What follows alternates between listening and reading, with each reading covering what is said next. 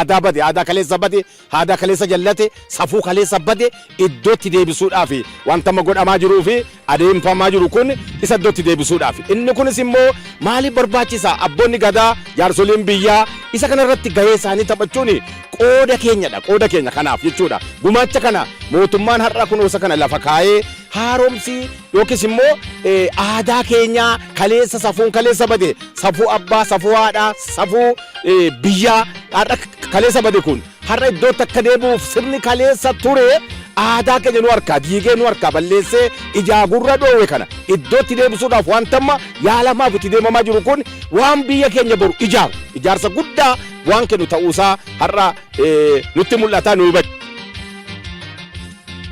Aadaan Oromoo dhokatee awwaalamee jiru maayinni kan jedhu qorannee baasnee inni akka inni gabbatu gochuu hojiirra akka oolu gochuu bu'a qabeessa akka inni ta'u gochuudhaaf hojiin hojjechuun nurra jiraatu akka hojii maneetti dhimma as keessatti ilaaluun nurra jiraatu. Yoo akkamitti aadaa keenya kunuunfanne biyya keenya guddisuu dandeenya.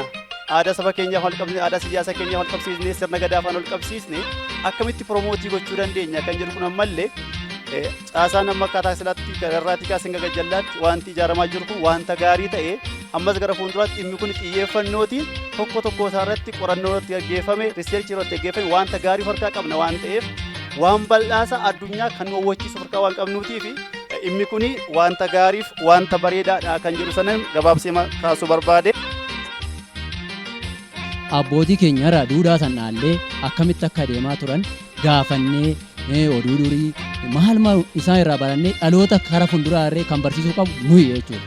Maaliif yoo nu aadaa keenya har'aan balleessine namni nu duuba irree aadaa keenya nurraan baratu aadaa keenya sanirree yoo nu hin kabajne namni nu hin kabaju. Aadaa keenya yeroo ammaa kana sirrii biyya keessattis biyya alaattis karaalee adda addaatiin beekameera.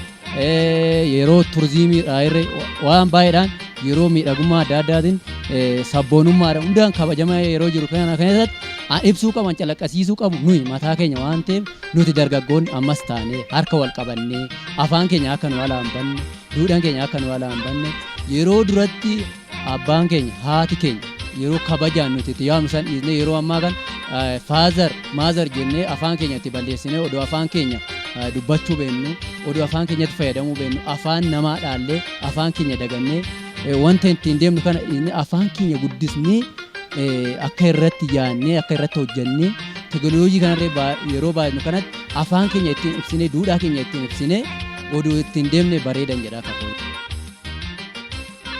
Cabinsa aadaa keessa jiru safuu keessa jiru akka biyyaatti suphuudhaaf furmaanni haaromsa aadaa Oromoo taasisuudha.